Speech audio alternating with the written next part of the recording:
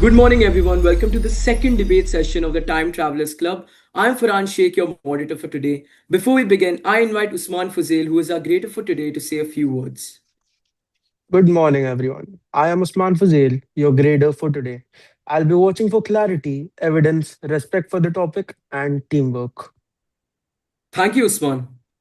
The motion before us is this House believes that in traditional societies, customs are often used to protect the powerful rather than preserve culture. Around the world, traditional customs shape laws, family structures, and social hierarchies. Some argue these customs preserve identity, heritage, and community bonds. Others argue they are tools for powerful, often men, elders, or ruling classes, to maintain control over resources, women, and marginalized groups. This debate is not an attack on tradition, it is a question: whom do customs truly serve?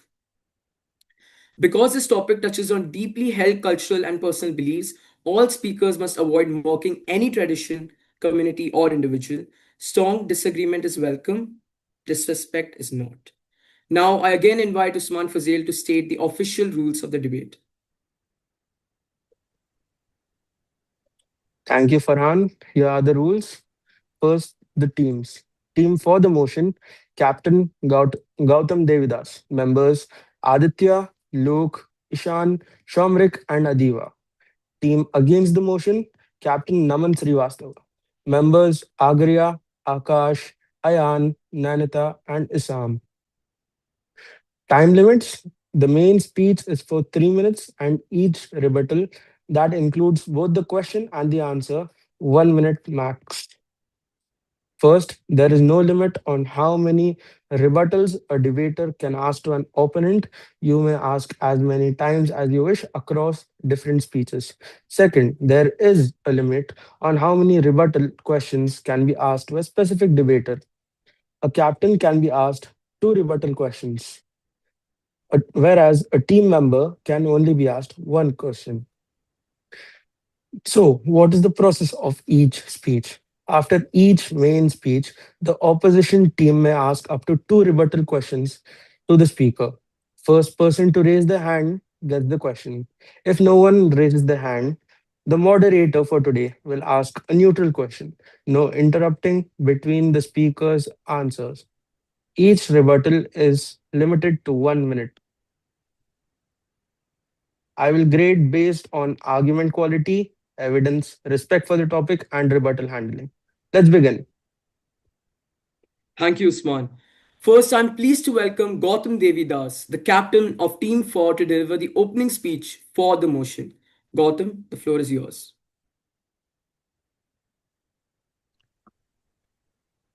Good morning, Honorable Chair, respected judges, and fellow delegates. Imagine a king building a wall around his palace. Years pass, the king is gone, but the wall remains. When people ask why, it's still there. They're told because it is tradition. But here's the question: is the wall preserving history, or is it preserving who gets to stay inside and who gets left outside? Ladies and gentlemen, that question lies at the heart of today's debate. Culture is meant to preserve a person's identity. It connects generations, passes down values, and gives communities a sense of belonging.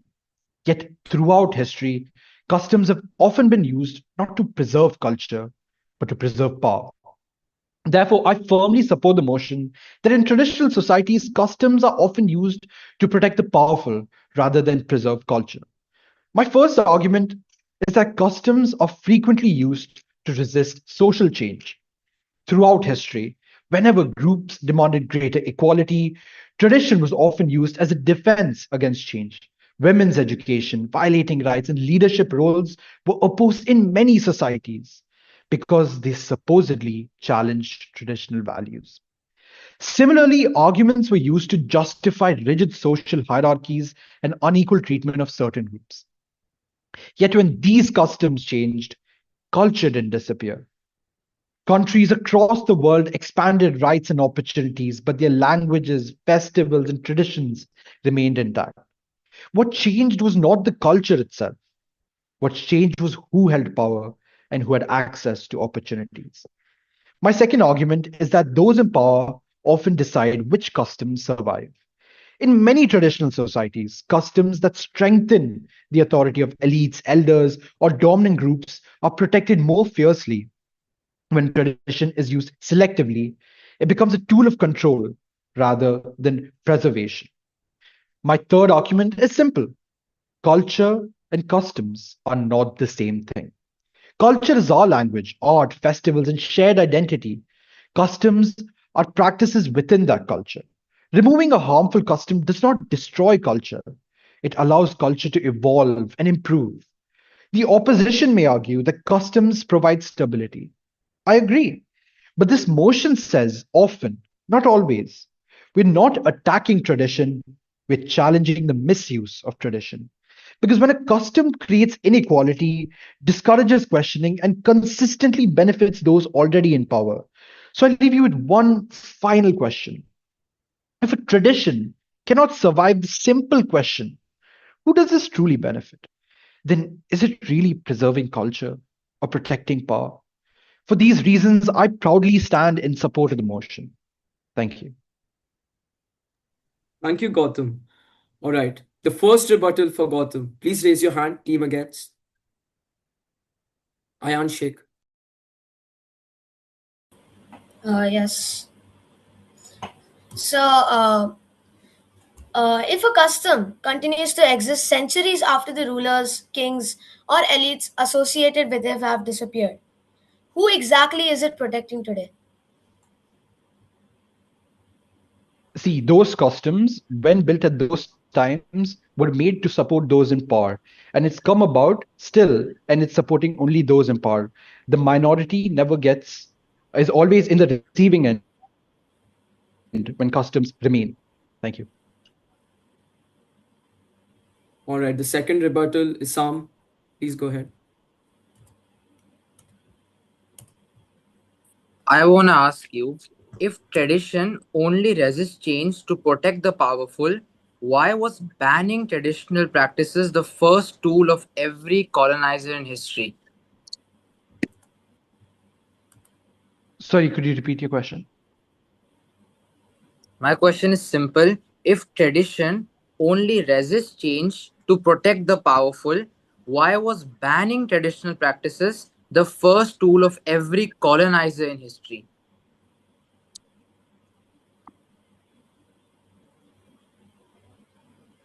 That may be one exception. Right now, we're talking about how customs only often, um, motion says often, not always. So that's one specific um, case, I could say, but I'm not sure. All right. Thank you, Gautam. Now I welcome Naman Srivastava, captain of Team Against, to speak against the motion. Naman, you have 3 minutes. Please go ahead. Yeah. Good morning, audience and honorable rivals. My name is Naman Srivastav, and I'm here today speaking against the motion that in traditional societies, customs are often used to protect the powerful rather than to preserve culture. The affirmative team wants us to look at this view through a very cynical lens. They want us to believe that billions of people all over the world throughout history have been living their lives on a set of rules designed to keep the elite members of society at the top. But this argument stretches the truth to a great extent. The opposition believes that this view completely misses the point. Customs don't survive for centuries simply because they protect the few. They survive because they protect the many. Culture is found in how a society treats its most vulnerable people. And many traditional societies in the present age are based on these values of togetherness. And this brings me to the crux of my argument. My rivals would argue that customs shield the powerful. However, in most cases, customs are the only thing that forces the powerful to take care of their poor and in turn preserve their culture. In modern societies, we've come to see that most wealthy people hoard their resources with minimal consequences. However, this is not the case in traditional societies. Let's take the potlatch tradition of the Pacific Northwest tribes, for example. In this society, the leader is forced to take care of their people. It is their obligation to preserve peace and make sure that their society is thriving. And we must also realize that for many of these societies, their culture and customs are also a way to shield them from the incoming wave of urbanization and industrialization. Let's take a look at traditional land customs, where the land belongs to a whole village rather than one person. A massive 2023 study published by the WRI and the UN RED program analyzed over 320 peer reviewed papers. What they found was that in areas where traditional and indigenous land customs were recognized legally, deforestation rates were up to 66% lower than in adjacent lands managed by modern systems. So these customs preserve culture and keep it in the hands of these communities for generations. To conclude, customs don't endure simply because a king or a chief ordered it. They prevail because they give everyday people a sense of safety, security, and justice. And this is why I stand firmly against the motion today. Thank you. Thank you, Naman. Time for the rebuttals. Team 4, please raise your hands.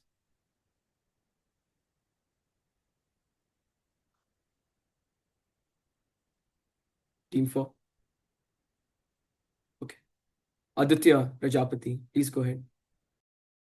Yeah, so my question is, if a custom is truly about preserving culture, then why does, like, when we question it, why does it question the power of those who hold the power? Sorry, could you elaborate on the question, please? Okay, so see, what I'm saying is, if a custom is, uh, if it is truly about preserving culture, then why does questioning it often threaten only those who hold power? Okay, so your question is that when customs are questioned, it threatens the people who hold power. Yeah, like, yeah. Okay, so culture is based on how people treat the most vulnerable people, and customs aren't the only thing about culture. Customs are just a small part of it. And when you question it, it's not the people in power who are threatened, it's the people who question it often are threatened. Does that answer your question? Not clearly, because, like, for Okay. example, if a king is Aditya, enforcing, follow-ups are not allowed. Aditya, follow-ups are oh, not sorry. allowed. Okay. The second rebuttal, Gautam Devidas. Please go ahead. As the captain again said, their examples do show tradition preserving culture, but it doesn't contradict our case because the motion is about often and not always. Selective examples don't erase the broader pattern of customs that have been used to maintain power structures. We've seen it across time. So, what do you have to say for that? Okay, could you just repeat your question? I didn't hear it quite clear the first time. You're breaking up. Yeah, so I just said that you had obviously given few examples stating how, but that's just you've given two cases, and I'm just saying, does these selective examples don't erase the broader pattern of customs being used to maintain power structures? Because we've seen it, and it's what's been happening from a long time now. So. Okay, thank you for the question. I've only given two cases in my speech, but as I mentioned as well, it happens all across the world that these customs are used more to preserve culture, to protect their people, rather than to maintain power structures. And in some cases, as you had mentioned, where power structures are maintained, it is overall better for their society because these power structures often give a sort of stability to that culture, to their people, and that allows the more vulnerable. They will have a more stable life as compared to modern societies where we see people out on the roads homeless. They don't have any money to provide for themselves. But when you have customs and cultures protecting them, they have a community around them that is built on the idea of helping them out. Thank you. All right, then. Next up, we have Aditya Prajapati from Team 4. Aditya. please go ahead. Thank you. So today we have gathered here to argue for the motion which claims that the customs followed in traditional societies tend to defend the interests of powerful rather than preserving culture. So now let us understand first what culture means. So culture refers to an art form, language, and memory shared by people of a particular society. However, what does custom mean? Custom means politicizing the very essence of culture. Whose hands hold these chains that confine culture? Those of the powerful. So now take a look at any hierarchy. How many customs dictate the division of labor based on sex and caste systems? Is this because they wish to preserve the cultural richness of the region? Definitely not. This custom is merely an excuse to maintain the wealth and position of the rich. Then, these customs are never questioned until it affects somebody important. Women fight for basic educational needs. Lower caste speaks its due respect. At times, there emerge self proclaimed guardians of the tradition who obstruct the path of reform. What do they say they are doing? Preserving heritage, right? What do they really intend to preserve? Unstrained domination. Whether it is matrimonial rites, property rights, or rituals performed for deities, we observe powerful individuals trying to legitimize themselves through traditions. In reality, the fear of eroding identity is used as an effective tool to suppress calls for equal rights. Herein lies the distinction between people's cultures and the power's domination. We must acknowledge the truth: when customs oppress, they don't preserve culture, they maintain dominance. Therefore, with many tradition, while many traditions are valuable, we must recognize that some customs are maintained not to protect culture, but to protect those who benefit from them. Culture is not a museum piece that must remain frozen in time. Culture should preserve a person's identity, not a powerful person's authority. When customs silence some and empowers only a few, they stop being culture, they become control. Thank you. Thank you, Aditya. All right. Isam, please go ahead. My question to you, Aditya, is that if a custom is eventually questioned and reformed, doesn't that prove to you that tradition is capable of change, making your argument self defeating?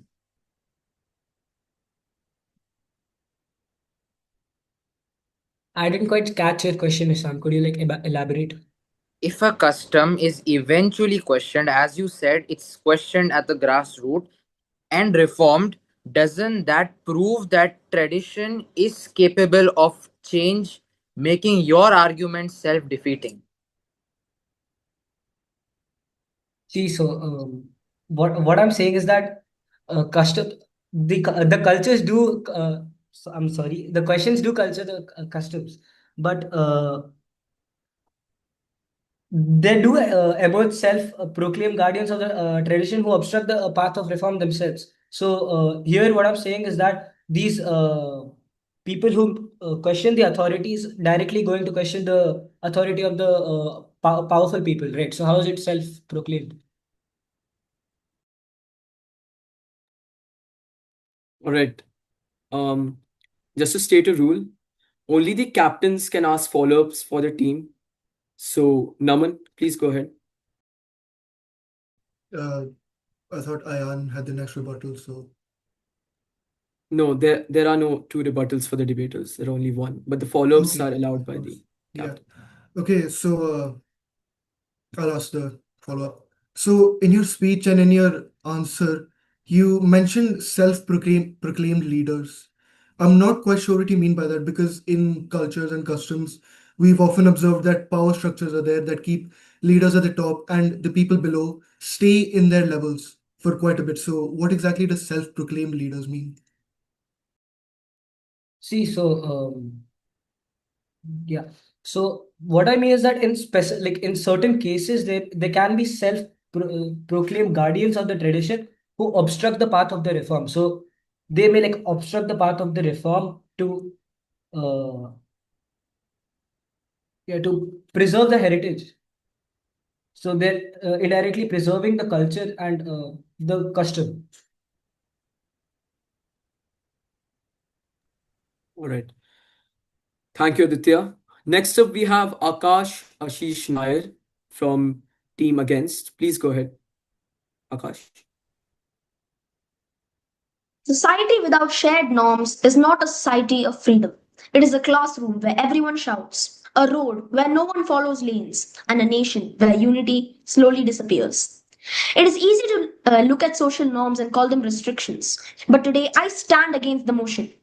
I believe that norms of dress, language, deference, and public behavior don't always exist to protect dominant groups. In many societies, they create order, respect, unity, and fairness.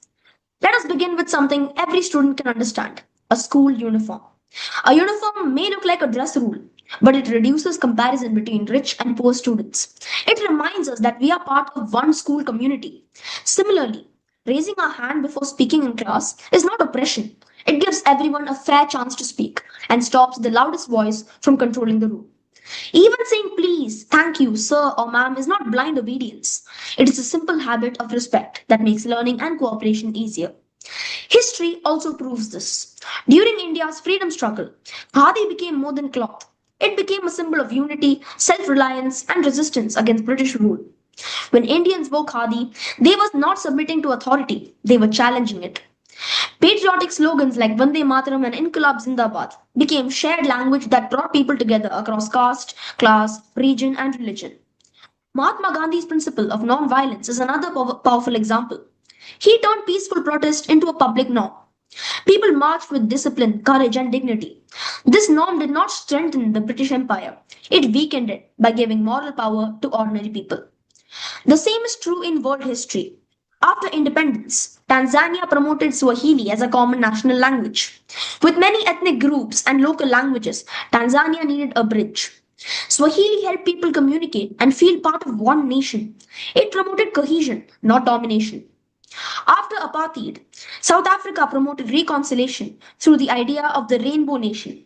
Instead of revenge, leaders encouraged forgiveness, equality, and shared identity. These norms helped prevent deeper conflict and supported national healing. Even international history shows the value of shared norms. The Geneva Conventions created rules for treating wounded soldiers, prisoners, and civilians during war. These are norms of behavior, but they exist to protect human dignity, especially when people are most vulnerable. Of course, some norms can be misused. History has seen dress codes, language rules, and customs used to silence people. But that does not mean all norms are bad. The real question is not whether society should have norms, but what kind of norms we choose to follow. A society without shared norms does not automatically become free. It can become unfair, chaotic, and unsafe. The strongest may dominate, the loudest may control, and the weakest may be ignored. Good norms protect fairness. Good norms build trust. Good norms teach us how to live together despite our differences. Therefore, I firmly stand against the motion. Social norms are not always chains of control. At their best, they are bridges of unity, shields of dignity, and the invisible foundation of peace. Thank you. Thank you, Akash. Time for rebuttals. Any rebuttals for Akash? Luke Kolasa, please go ahead. How do you explain caste system or similar caste class systems which claims to be cultural but clearly keep power and opportunities in hands of small upper groups? Okay, so like I said in my speech, I said not all norms are good. Some can be misused. For example, the caste system that was misused to divide people. But some other norms, like Tanzania having a same language, helped unite people and help people understand each other.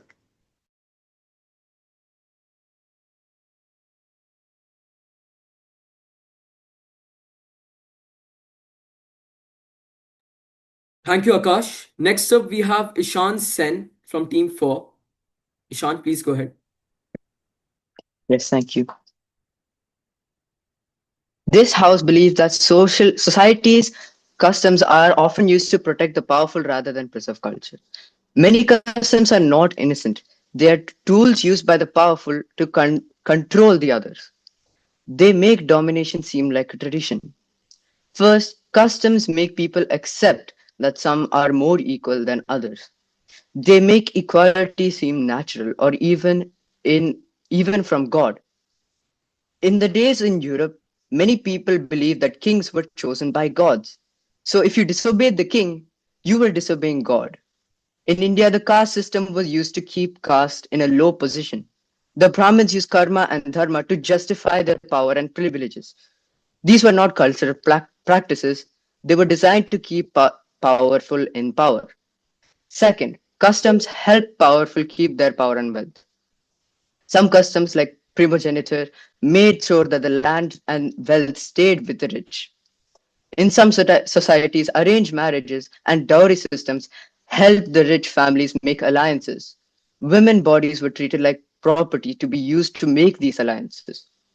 These customs do not help everyone, they only help the rich. Third, customs are used to stop people from speaking out. If you question customs, you are accused of disrespecting your ancestors or destroying your culture. This is a trick to make people afraid to criticize the powerful. It makes a small group of people stay in power without using force. The opposition might say that customs bring people together. We agree that some traditions are good, yes, but when the powerful benefit and weak suffer, we must believe that customs are often used to control the people. Traditions should help the people, most traditions should help the people and not the other way around. When they only help the people, they are not cultural preservation. This house believes that the customs are often used to protect the this are this is why we must believe that the custom are often used to protect the powerful and not protect culture. Thank you.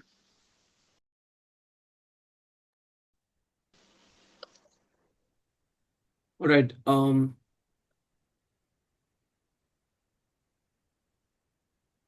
Ayan Sheikh, please go ahead. Yes. In your speech, you've talked about the caste system. The caste system is a proof of social misuse, not proof that customs exist mainly to protect the powerful. One harmful example cannot define all customs. Please explain. I did not only say one example, right? I mentioned many examples, and this caste system has been there for years. It has been before the British and after the British as well. So that's it, what I wanted to say. And I've said more examples as well, uh, like the primogeniture customs, who keep the rich richer, and who make the people who what who give the wealth to the elder son, so the rich become richer. All right. Gautam, would you like to elaborate on his answer? Because you can't ask a follow up as you're the cap. Yeah, no, I just want, I completely agree with Ishan. And I'm just saying the caste system wasn't just prevalent in India, it was prevalent in South Africa, it was prevalent in the Americas. So a huge chunk of the world had caste system and it was completely misused. So I just wanted to add to that. No follow ups are allowed. So next up, we'll be going to the next speaker, Ayan Sheikh from Team Against. Please go ahead. Yes. Respected judges and fellow participants, I stand firmly against the notion that in traditional societies, customs are often used to protect the powerful rather than preserve culture. At first glance, this motion sounds convincing.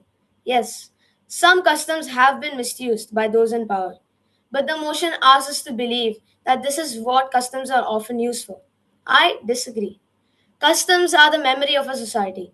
They preserve language, values, history, and identity. Without customs, cultures gradually disappear. Let us look at real examples. Consider the festival of Diwali in India. Millions of people celebrate it every year, regardless of whether they are rich or poor, powerful or ordinary citizens. Does Diwali protect the powerful? No. It preserves stories, beliefs, and cultural traditions that have been passed down for generations. Similarly, the Chinese New Year has survived thousands of years through changing dynasties, governments, and political systems. Emperors came and went, yet the tradition remained. If customs existed mainly to protect the powerful, they would have disappeared when those rulers lost power. Instead, they survived because they preserved culture. Another example is the traditional Maori customs in New Zealand. These customs help preserve language, heritage, and identity for the Maori people. They are not tools for maintaining power, they are tools for preventing a culture from being forgotten. My opponents may point to customs that have created inequality. I acknowledge that some examples exist, but we must distinguish between a custom's purpose and its misuse. For example, caste based discrimination in parts of South Asia have often been justified through tradition. That is wrong. However, the existence of harmful customs does not prove that customs as a whole primarily protect the powerful. We do not judge all laws by a few bad laws, and we should not judge all customs by a few bad customs. In fact, many customs place responsibilities on leaders rather than granting them privileges. Customs often encourage charity, hospitality, respect for elders, care for family members, and service to the community. These values strengthen society as a whole. Most importantly, customs survive long after the powerful people associated with them are gone. Ancient kingdoms have vanished, rulers have disappeared, yet festivals, languages, ceremonies, and cultural practices continue to live on. That is because customs are preserved not by the powerful but by ordinary people. Therefore, while some customs may be misused, it is unfair and accurate to claim that they are often used to protect the powerful. Their primary purpose is and always has been to preserve culture. Kings are remembered in history books, but customs are remembered in people's lives. For these reasons, I strongly oppose the motion. Thank you. Thank you, Ayan. Any rebuttals? All right. Aditya, please go ahead. Thank you. So, my question is, if a culture gives more power or rights to a certain group than another group, how can you prove that its primary purpose is preserving culture rather than protecting those who benefit from it? In this motion, we believe that this culture, it's often not like always. You're saying that the. Can you repeat your question once again?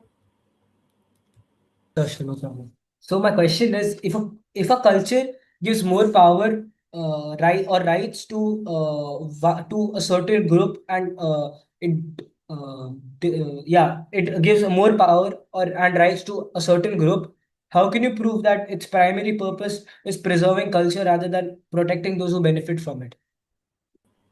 Now, look, in this motion, we are talking about often. Now, it's not always, and picking a few examples doesn't mean that you can oppose.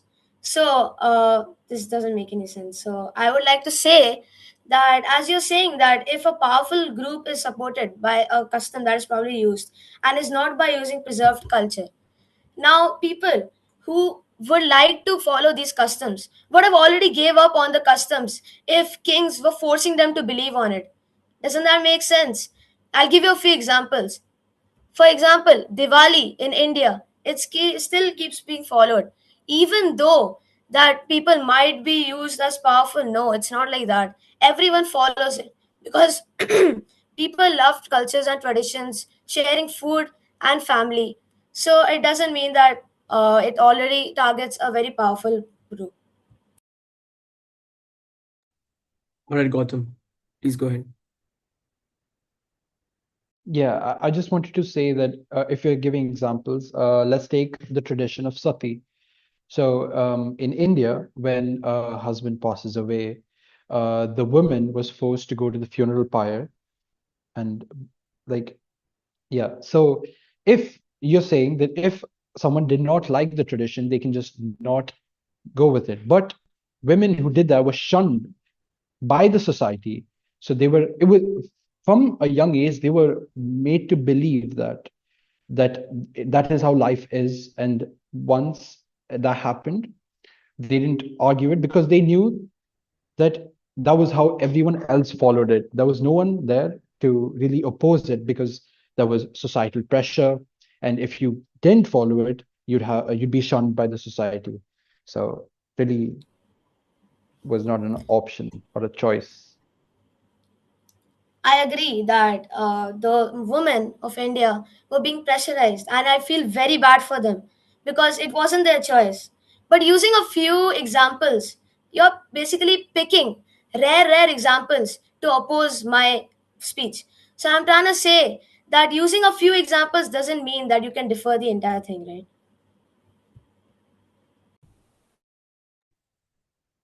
Naman, would you like to elaborate on his answer?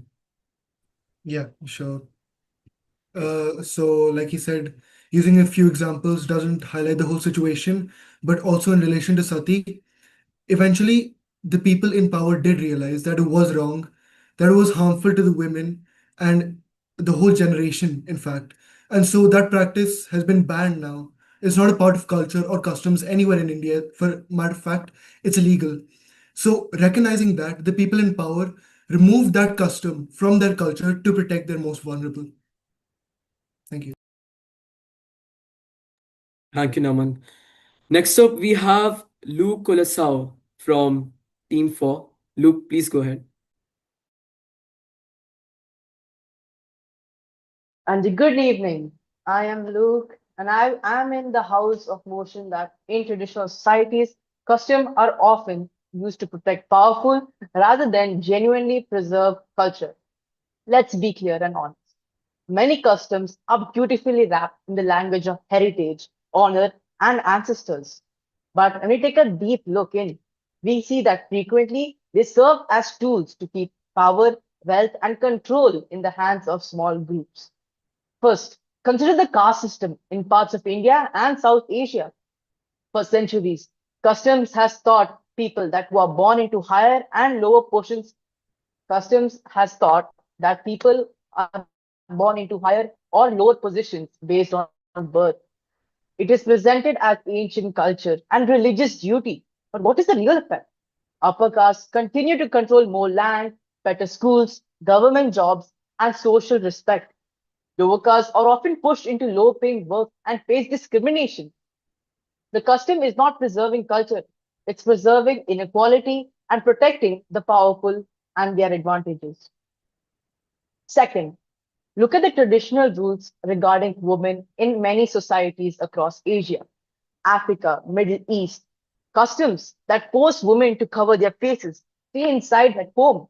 Education is denied or and obey every male relative and it's defended as protecting family honor or sacred culture.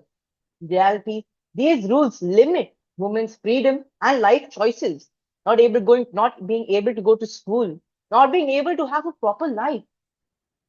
Who gains the most? The men, who remain completely in control of the family, property, and decisions.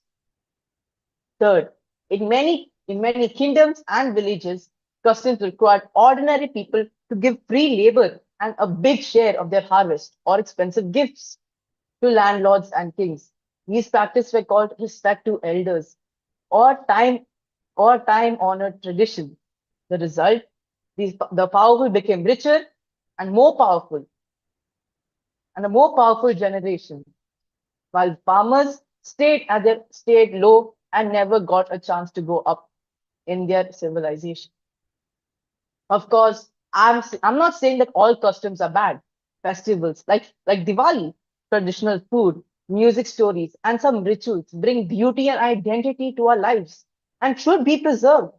However, the powerful are very smart. They strictly enforce only those customs which help them stay on top, while quietly ignoring traditions that could promote equality or change. My friends, we must open our eyes to think critically. Customs are not always innocent guardians of culture. Too often, they are cleverly used as weapons by time by the on, used as weapons by the powerful to maintain control and stop ordinary people from progressing. Therefore, I strongly urge you to support the proper motion. Therefore, yeah, thank you very much. All right, Isam, please go ahead. My question to you, Luke, is that if Middle Eastern women are oppressed because of tradition, why is it that Western women today, with almost no tradition or customs, are still fighting for equal pay, equal representation, and freedom from domestic violence? Why? Yes, could you repeat that? I don't think I properly heard you.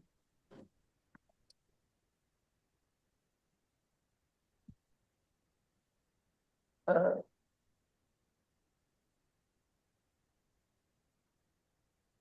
Look, my question to you is, if Middle Eastern women are oppressed because of tradition, why are Western women with almost no tradition or customs are still fighting for equal pay, equal representation, and freedom from domestic violence?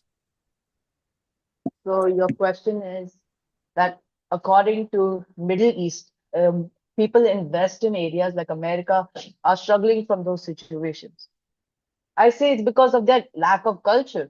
I would say is according to you, people who are born here are the same as born in Western areas. Well, they are brought up in different areas and different lifestyles. Whereas in Western, we have they will have to they will have to go through proper rules. So that's my answer to your rebuttal.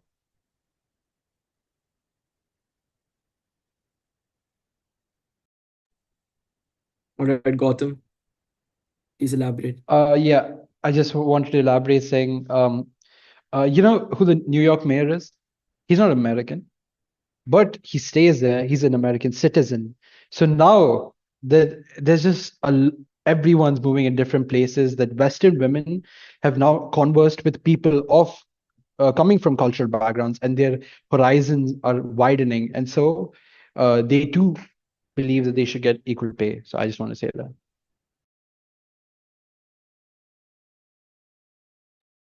All right, let's go ahead to the next speaker, Nanita Binoy. Please go ahead. Okay, yeah. Good day to everyone. Today, I stand firmly against the nation. This house believes that in traditional societies, customs are often used to protect the powerful rather than to preserve culture. At first glance, yes, history has been shown that traditions were misused by those in power, but there's a loophole. They confuse the abuse of power with the purpose of tradition. Customs were not created to protect the powerful, they were created to preserve identity, heritage, and values. Think about traditions that exist in cultures all over the world. Festivals, rituals, traditions, clothing, religious ceremonies, stories, and community celebrations. Those customs and cultures were meant to represent people in groups, not to oppress them. Without customs, we lose our heritage, our culture. Now, wait a second. I'm not saying that every tradition is perfect. Some customs are outdated and unfair. Some have been used wrongly by powerful individuals, but just because of some of these examples were hurtful and injustice, it does not define all traditions. And with this logic, does that mean that we should also reject laws because some governments misuse them? Well, definitely not. Misuse doesn't define purpose. Most of these traditions you have named are these which have been tempered with, that has been changed because a powerful person has abused it. In many traditional societies, customs teach people to respect elders, support people, and preserve community values. These customs don't protect the elites, they protect the society built from them. And let us remember that traditions are not frozen in time. Cultures evolve. Progress and traditions are not enemies as society can move forward without abandoning its roots. This proposition wants us to view tradition only through the lens of the oppression, but culture is far more than that. Customs are stories passed down from grandparents to grandchildren. They give communities identity in a rapidly changing world. Yes, reform harmful customs where necessary, challenge injustice where it exists, but do not reduce all traditions as a weapon of power.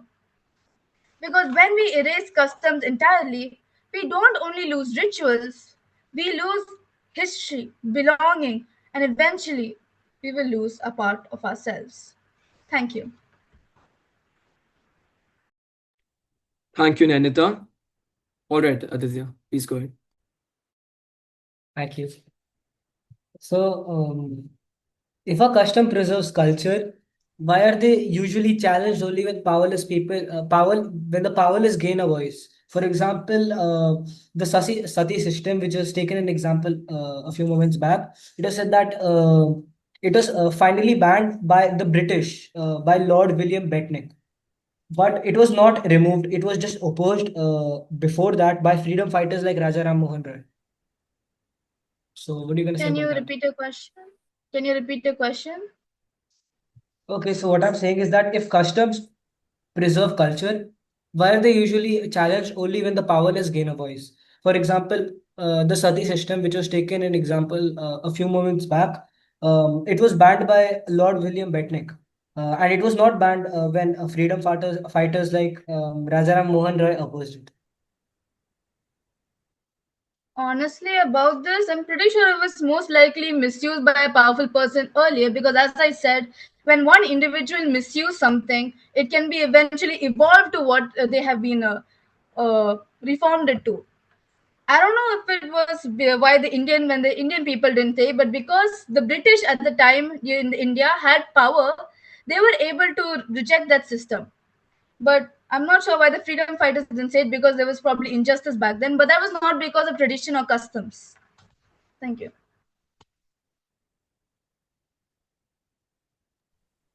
All right, before we head on to the next speaker, I would like to point out that two speakers from Team 4 are missing. And to equate the points, now there would be two rebuttals for each speaker going ahead from Team Against. And there'll be double points for each rebuttal asked by the Team 4. All right, okay. So next up, we have Isam Qureshi. Isam, please go ahead. Good morning, Mr. Speaker, and my fellow delegates. Before I argue a single point, I want you to notice something. This exact debate has been held before, not in a chamber like this one, but in colonial offices, in missionary councils, in the drawing rooms of empires that looked at entire civilizations and declared that their customs are the problem and that we are the solution. The British said it in India, the French in Algeria, the Belgians in Congo. The settlers said it to every indigenous nation they dispossessed. Always the same diagnosis. Your traditions are primitive, your customs are oppressive. Surrender your culture and we will liberate you. They were not liberators, they were thieves. And every thief thinks the other one steals. And culture was the only thing they wanted to steal. This is not a theory, that is a documented, deliberate, repeated strategy of domination. And now, today, the proposition has stood in this room and made their argument again with better vocabulary, with academic citation. But the history will remember. Ask yourself who truly benefits when tradition customs collapse? Not the villager, not the elder, not the woman who was always found protecting her collective custom. Rather, in quotes, she cannot access or afford. The destruction of culture is not liberation, it is the oldest form of conquest, repackaged for the modern conscience. When the proposition asks which customs cause harm, a question worth asking, I ask in return who conducts the examination? The community itself, which has always possessed the capacity to challenge, reform, and evolve from within, or the outsider with a mandate, a methodology, and a return flight to Geneva. Every society across Africa, across Asia, across the Arab world has demonstrated throughout its history the ability to interrogate itself, to discard what no longer serves it, and to fiercely protect what does. That is not stagnation, that is wisdom. Cultures do not need surgery from abroad, they need sovereignty at home. The proposition is not protecting the vulnerable, it is dismantling the last defense the vulnerable have ever had. The opposition stands today for something the powerful have always feared: people who know exactly who they are, people with memory, people with belonging, people who look at any force, foreign or domestic, that arrives to tell them that their heritage is their oppressor and respond with complete, unshakable determination. We do not accept your diagnosis. We do not need your liberation. We will not surrender our story. We see it in the speech of every for speaker. They are never sure, they find exceptions, and this hypocrisy is not the way how you defend your ideas. Thank you.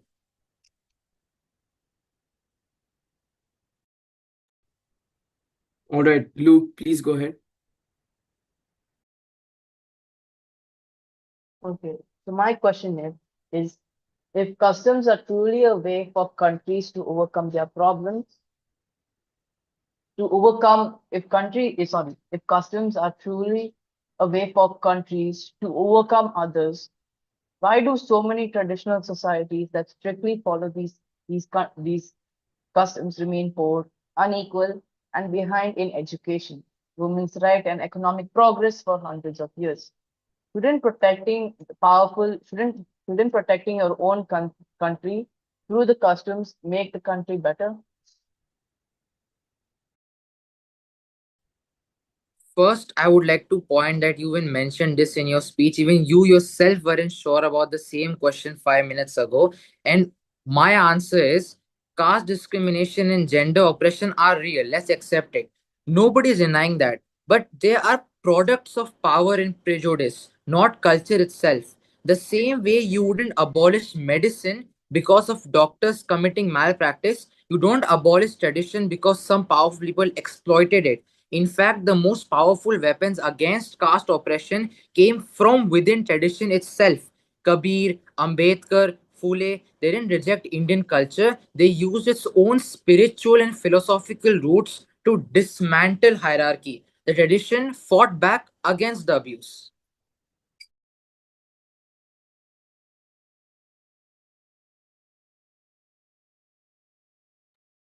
Any more rebuttals for Isam?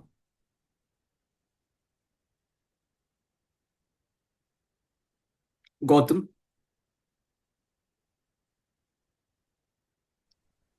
Yeah, I would like to add that in most cases, when the customs that have been changed, like it was mentioned earlier that customs, it's been recognized that customs are changed, or like now that they've seen that the customs are favoring the powerful, they've changed it. But that's only come to their attention because the powerless kept on saying that it was favoring the powerful. If if the powerless didn't bring that to them, it would have continued to stay. So it was not by themselves, but they were almost forced, you could say. Tradition is resistance. A part of your question mentions that I what I interpret it as is tradition is resistance. It's the weapon of the powerless against those who want to erase them. The powerful don't need tradition. They have money, armies, institutions. It's the ordinary people who cling to customs because that's all that they have left. And yes, some traditions resist change, but imposed from outside by colonizers, by corporations, by governments trying to homogenize culture, that change deserves to be resisted. Holding on to who you are is not oppression, it is survival.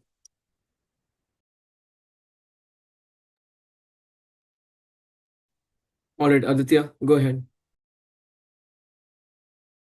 Okay, since my question was not asked answered the previous time I had answered, I'm going to repeat my question. If customs preserve culture, why are they usually challenged only when powerless gain a voice? For example, when Lord William Bettnick banned the Sati system, it was banned at that time, but it was not removed previously when freedom fighters like Raja Ram Mohan Roy had opposed it. First of all, your question is a repeat. I have already answered, but I'll answer it again for you from a different point of view. That point of view is gone. Different point of view here. Laws weren't questioned until they hurt the powerful either. Does that mean we abolish all laws? Does that mean we abolish all laws? Science wasn't funded until it served the powerful. Does that mean science is corrupt by design? Does that mean it's corrupt? The proposition is attacking human nature and inequality and blaming tradition for it.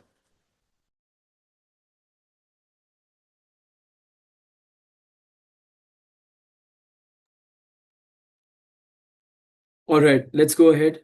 The next speaker is Agria Kanta from Team Against. Agria, please go ahead.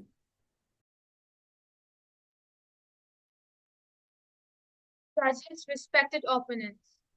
When we look at traditional societies, it is easy to view their ancient customs through a modern, cynical lens. It is tempting to look at old rituals and assume they were created just to keep the powerful in power.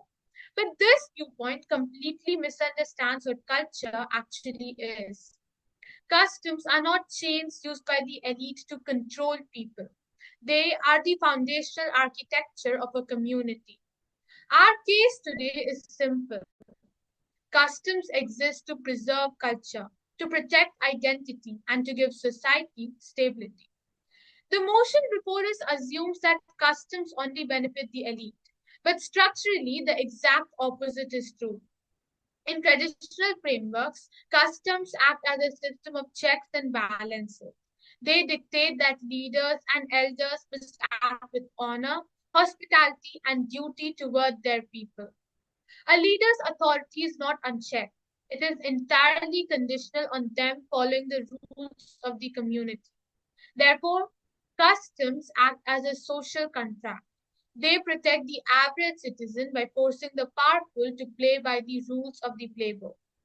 Furthermore, think about what customs actually look like. Shared festivals, languages, community rituals, and traditional attire. When a community participates in a traditional custom, financial and social differences disappear. Individual egos are replaced with a shared identity. Customs give regular people a sense of pride, belonging, and ownership over their heritage. They ensure that no matter a person's status, they have an equal place under the flag of their culture. To abandon our customs because some individuals throughout history have broken the rules would be a tragedy. Without a shared playbook of traditions, a society loses its history, its values, and its connection to the past. Customs do not exist to serve the few, they exist to hold the many together. For these reasons, the motion must stand opposed. Thank you.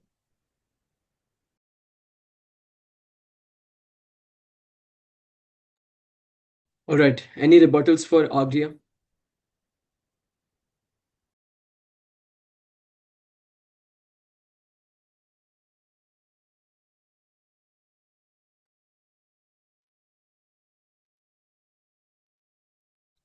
Gautam, do you have any rebuttals?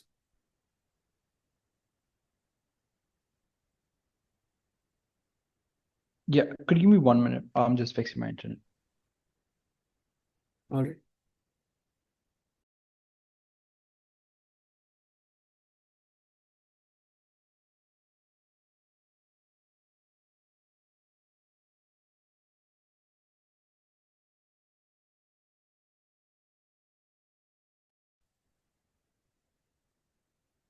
Okay, Aditya, please go ahead.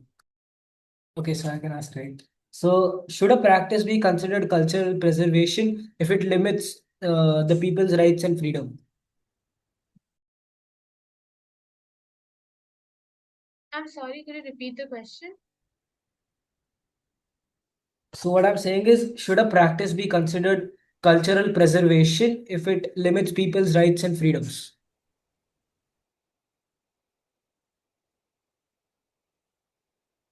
If a practice limits people's rights and freedom, should be considered a cultural preservation. Is that what you're asking? See, what I'm asking, I'm going to repeat my question. Should a practice be considered cultural preservation if it limits people's rights and freedoms? Such practices that limited people's rights and freedoms have already been abolished by social reformers like Raja Rammohan Roy and I think other social reformers. So these practices do not come in question right now.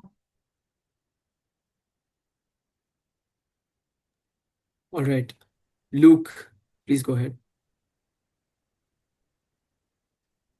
So my question is, do you think so many so-called traditional customs are actually invented or exaggerated by powerful people just to justify their dominance rather than being ancient and sacred?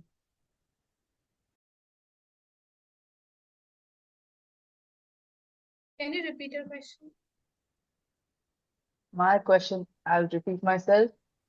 Do you think that many so-called traditional customs are actually invented or exaggerated by the powerful just to justify their dominance rather than being ancient and sacred? Cultures were not invented by the powerful. They were invented by like years of sages being curious enough to ask how this nature orders work. And then they created these cultures, which have been followed by people and protected by people for all these years. It's not just powerful who use these cultures and protect them. It's the people who actually fiercely protect these cultures and they care for their. Okay, Gautam, go ahead. In India, most cultures were made by the Brahmins, and if we check the caste system, Brahmins were at the top, which shows that they were the ones who controlled what was classified as traditions. So how can you say that?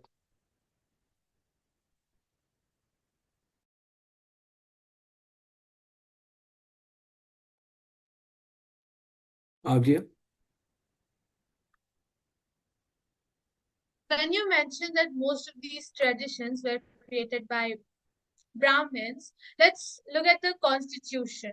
Who created this constitution? Who wrote this constitution? It was written by constituent members of the assembly who were at that time more educated. Frankly, they were more educated. Illiterate people weren't asked or invited to make the constitution. Here, education was looked upon, and the people in power during that time created the constitution.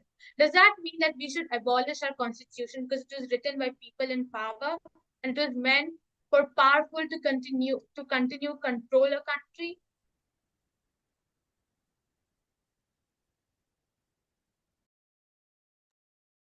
Gautam, go ahead. Um, our constitution was made with like everyone, like even people without power and with power, all of them came together to make the constitution. That's why there are certain like Dalit members and all of that, so that every single group within India is represented. That's how the constitution's made. It's not that they're in power, and that's why it's fair to everyone because they see everyone's perspective, and that's why the constitution is the most universal document in a country. Gautam, you're supposed to ask a question. No, I'm just saying that when you said that we should do we not follow the constitution because they're made by power, I'm saying that it was not made by the people in power. Everyone, like even those without power, had come together to form the constitution. So it's an invalid example given by the debater. Agria, would you like to defend that? Or do you want Naman to elaborate further for you? You can elaborate. Okay. Naman, go ahead. Okay. Gautam, while the point does stand that the Constitution was made to keep everyone in mind, this debate, the motion is being held, in my understanding, for the present age, how cultures affect our world today. The caste system has been abolished to a great extent in our country as well as many other countries. So I feel like the caste system as a whole cannot be brought into question for its methods, practices, adverse effects. when we're talking about the present age.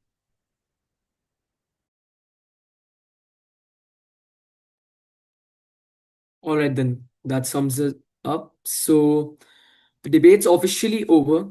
We request everyone to wait for 5 minutes for the results to come out. Thank you.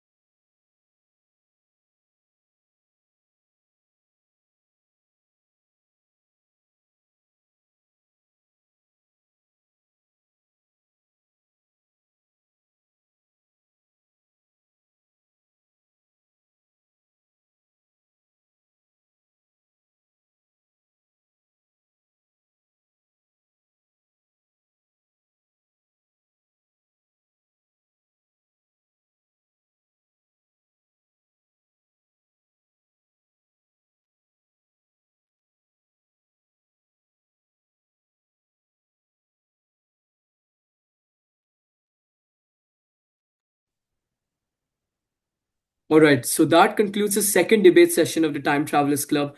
Thank you to every speaker. You handled a thoughtful topic with intelligence and respect. Special thanks to Captains Gautam Devidas, Team 4, and Naman Srivastava, Team Against, for leading your teams. Usman will now announce the results. Thank you, Farhan. Here are the results. The winner for the second session of Time Travelers Club debate is Team Against the Motion. Best debater for the team for the motion is Ishan Sen. Best debater for the team against the motion is Akash. Best rebuttal for the team for the motion is Luke. And best rebuttal for the team against the motion is Isam. Congratulations to all participants. This debate is now adjourned.